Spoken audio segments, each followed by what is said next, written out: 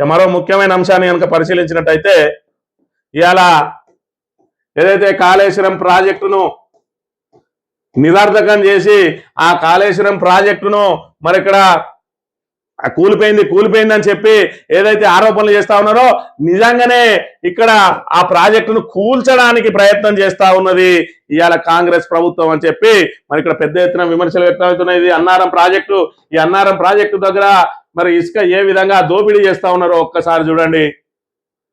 అన్నారంకు సంబంధించిన పిల్లర్లు, ఆ పిల్లర్ల దగ్గరనే మరి ఇక్కడ యథేచ్ఛగా లారీలను పెట్టి మరి ఇక్కడ ఇసుక దోపిడీ చేస్తా ఉన్నారు. ఇసుకను ఈ రకంగా మరి పెద్ద ఎత్తున మరి ఇసుక తోడుతా ఉన్నారు. మరి పిల్లర్ల పక్కనే ఈ ఇసుకను కనుక తోడినట్టయితే చూడండి, ఇక్కడనే ఏదైతే పిల్లర్ ఉన్నదో ఆ పిల్లర్ పక్క నుంచి తోడుతా ఉన్నారు. దీని ఉద్దేశం ఏంది అంటే అన్నారం ప్రాజెక్టును కూలగొట్టడానికి ఏమైనా కుట్రలు జరుగుతా ఉన్నాయా ఒక్కసారి ఆలోచన చేయాలి. మరి ఇక్కడ ఈ ప్రాంత వనరులు, మన ప్రాంత వనరులన్నీ దోపిడీకి గురైతున్నాయి. వాటన్నిటినీ కూడా మీరు రాగానే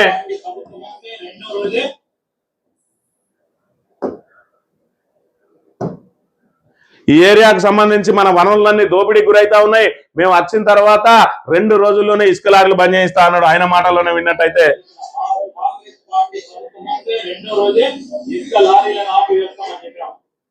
ఇసుక లారీలు ఆపేస్తా అన్నాడు.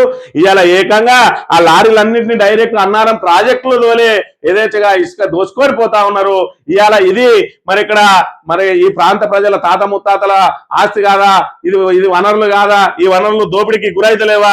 ఈ దోపిడీకి గురవడంతో పాటు అన్నారం ప్రాజెక్టును కూల్చడానికి కుట్రలు జరగడం లేదా? ప్రజలారా మీరే గమనించండి. ఈ ప్రాజెక్టు కిందనే పెట్టి ఈ పిల్లర్ల దగ్గరనే ఎందుకు తోడాల్సి వస్తుంది అంటే ఇప్పుడు అన్నారం ప్రాజెక్టు, అదేవిధంగా సుందిళ్ళ ప్రాజెక్టు, అదేవిధంగా మరి ఏదైతే ఉన్నదో మేడిగడ్డ, వీటన్నిటిని కూడా కూలిపోయినాయి నిరర్ధకం అని ఏదైతే చెప్తా ఉన్నారో ఆ కూల్చే కుట్ర గిట్లా జరుగుతా ఉన్నదా? పిల్లర్ పక్కనే ఎందుకు వీళ్ళు ఇసుకను తోడాల్సి వస్తుందో ఒక్కసారి ప్రజానీకం ఖచ్చితంగా గమనించాలి. అసలు లారీలు ప్రాజెక్టులకు లోపలికి పోయే మరి ఇక్కడ దానికి అనుమతి ఉంటుందా కూడా ఒక్కసారి ఆలోచన చేయాలి.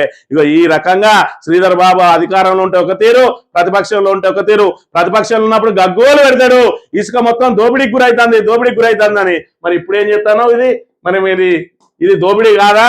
దీనికి నువ్వు బాధ్యునివి కాదా? 2 రోజులలోనే ఇసుక లారీలు ఆపేస్తాను. 2 సంవత్సరాల 3 నెలలు అవుతుంది. ఈ రకంగా యథేచ్ఛగా డైరెక్ట్ లారీలను ప్రాజెక్టులో పెట్టి దోచుకుపోతా ఉన్నాడు శ్రీధర్ బాబు. ఖచ్చితంగా నువ్వు ఆ రోజు ఏదైతే ఆరోపణలు చేసినావో నిజంగా నువ్వు ఆపాల్సి ఉండే, ఆపుడు విడిచిపెట్టి ఇలా యథేచ్ఛగా మరి లారీలల్లా నింపుకొని పోతా ఉన్నావు అంటే మరి ఇక్కడ అన్నారం ప్రాజెక్టుకు సంబంధించిన పిల్లర్ పక్కనే మరి తోడుతా ఉన్నావు అంటే మరి ఒక్క దెబ్బకు 2 పిట్టలు అన్నట్టు ఇటు ప్రాజెక్టును పూర్తిగా కూల్చిపడేయాలి, ఇసుక మొత్తం దోపిడీ చేయాలన్నట్టుగా ఉన్నది వీళ్ళ వ్యవహార శైలి అనే విషయాన్ని మరి ఇక్కడ ప్రజానీకం గమనించాలి.